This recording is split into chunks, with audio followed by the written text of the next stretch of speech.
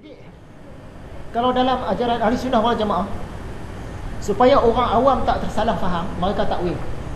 Kita ajar dah hari tu tentang yadullah, tangan Allah. Supaya orang tak tersalah faham, tangan Allah ni bukan maksud Tuhan ada tangan macam makhluk, tapi kekuasaan dia. Dia takwil. Kalau ulama-ulama besar tak takwil pun dia faham dah maksud yadullah tu, maksud tangan Allah tu setakat mana yang diizinkan Tuhan. Dia tak payah takwil pun dia faham dan tak tersalah. Tapi takut orang awam ni dia salah faham. Bila sebut tangan Tuhan, dia duk bayang Tuhan ni memang sungguh ada tangan. Makhluk lah tu kalau ada tangan. Jadi ulama-ulama dia takwil. Jadi satu golongan dia faham terus, tak payah takwil pun dia faham, setakat yang diizinkan Tuhan. Satu golongan lagi dia takwil supaya orang awam tak salah faham. Kata tangan Tuhan ni maksud dia kekuasaan Tuhan. Satu golongan lagi dia tetapkan, dia tak mau takwil. Dah Tuhan kata yadullah, yadullah, tapi dia tak mau faham apa-apa. Satu golongan lagi tersilap faham. Bila dia tersilap faham, dia kata Tuhan cakap dia ada tangan. Dia ada tangan, dia tunjuk tangan semua.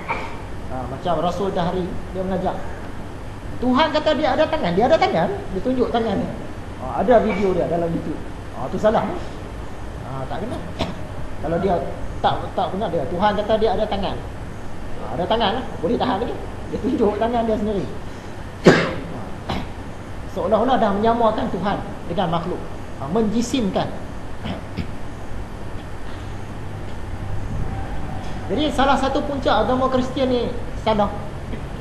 Sebab kes ni juga dalam kitab zaman Nabi Isa tu lah, Nabi Isa mengajar, dia guna kalimah bapa. Macam kita Tuhan ni kita sebut Rabb, Dia sebut Abi kan?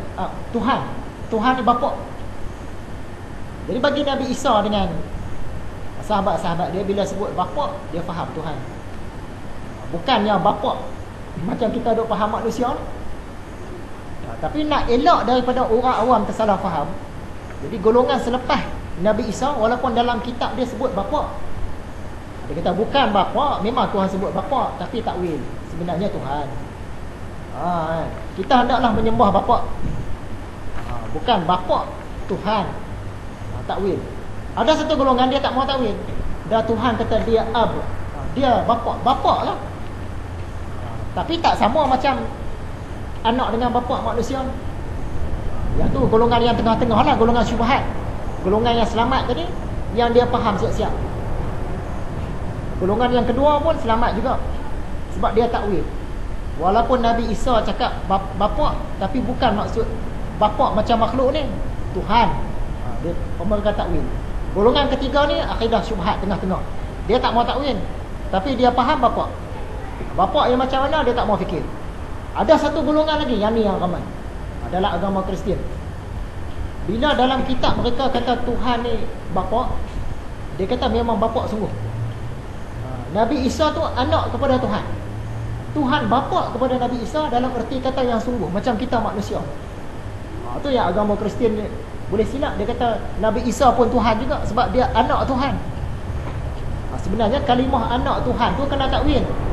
Anak Tuhan ni maksud dia orang-orang yang dikasihi oleh Tuhan. Nabi-nabi dia, wali-wali dia, ulama-ulama dia, anak Tuhan. Tapi ada satu golongan dia tak mau takwil. Dia kata dah Tuhan cakap dalam kitab kita ni anak Tuhan lah kita. Tapi dia percaya aku ni anak Tuhan semua. Nabi Isa tu anak Tuhan semua. Situ silap. Jadi yang ramai dalam agama Kristian sekarang, jenis yang keempat, dia percaya Nabi Isa tu betul-betul anak kepada Tuhan, dan dia percaya Tuhan tu betul-betul bapa kepada Nabi Isa.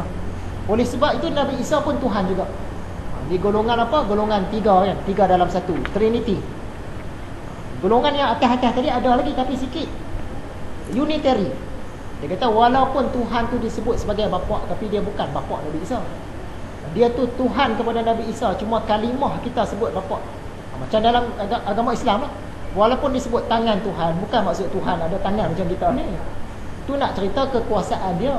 Kita takwil, kita palingkan supaya orang tak tersalah faham. Satu lagi punca dalam agama Kristian ni yang rosak, kalimah sembah. Bagi dia, kalau dalam kitab dia ada perkataan sembah, maksud dia sembah Tuhan. Masa Nabi Isa lahir, masa Yesus lahir, ada pendeta-pendeta agama Majusi, orang yang anut agama Zoroaster. Mereka ni dalam kitab mereka ada cerita kelahiran Nabi Isa ni, walaupun mereka ni penyembah api kan. Nabi Isa ni nak lahir, satu hari mereka tengok ada bintang di langit. Ni tanda dah lahir lah. Jadi mereka pergi cari kat mana ni lahirnya utusan Tuhan. Cara-cara jumpa Nabi Isa baru lahir. Jadi mereka pun menyembah dia. Perkataan menyembah tu tadi. Jadi kalau tanya orang Kristian, inilah bukti Nabi Isa Tuhan. Tengok dalam kitab kami, kitab gospel, orang Majusi tadi menyembah dia. Sahabat-sahabat Nabi yang 12 orang pun menyembah Yesus.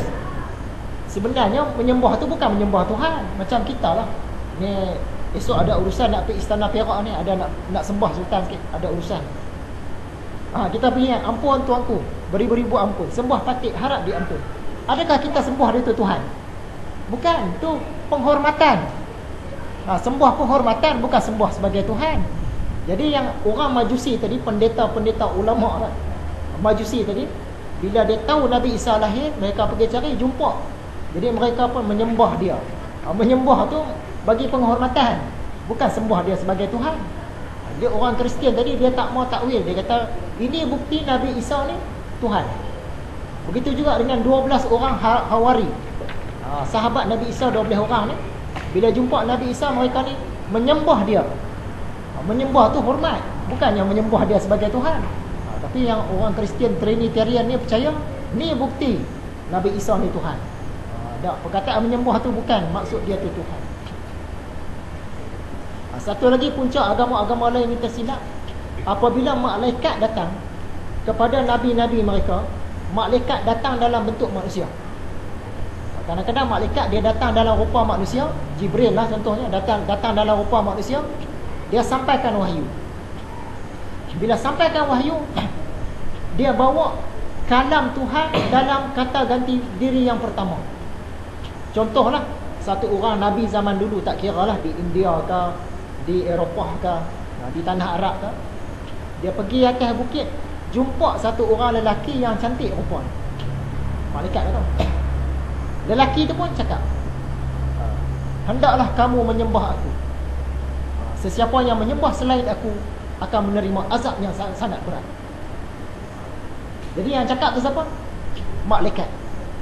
Dia pinjam kata-kata Tuhan, sebab Tuhan perintah kamu bagi tahu dekat Nabi sekian-sekian perkataan ini. Apa perkataan dia? Malaikat tadi dia bawa macam teks lah contohnya. Hendaklah kamu menyembah aku. Sesiapa yang menyembah selain aku akan menerima azab yang paling berat. Contoh. Jadi kalau kita, orang cerita seorang Nabi jumpa satu orang lelaki yang cantik rupa dia. Lelaki itu kata, hendaklah kamu menyembah aku, jangan menyembah selain aku. Siapa sembah selain aku akan diazab.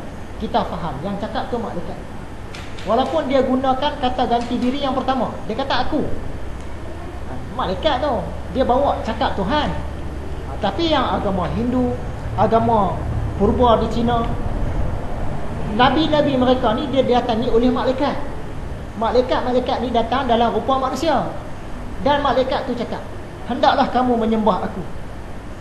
Dia salah faham. Dia kata yang tu Tuhan. Sebab tu dalam agama-agama tu, dia kata Tuhan kan? Dia kata Maharesi yang ni apa? Krishna pun Tuhan. Dia kata Krishna pun Tuhan, yang tu pun Tuhan, ni pun Tuhan. Banyak dewa-dewa, semua pun Tuhan. Sebenarnya yang datang tu malaikat. Malaikat tu bawa kalam Tuhan. Kata ganti diri yang pertama. Kalau dalam Islam ni hadis kursi.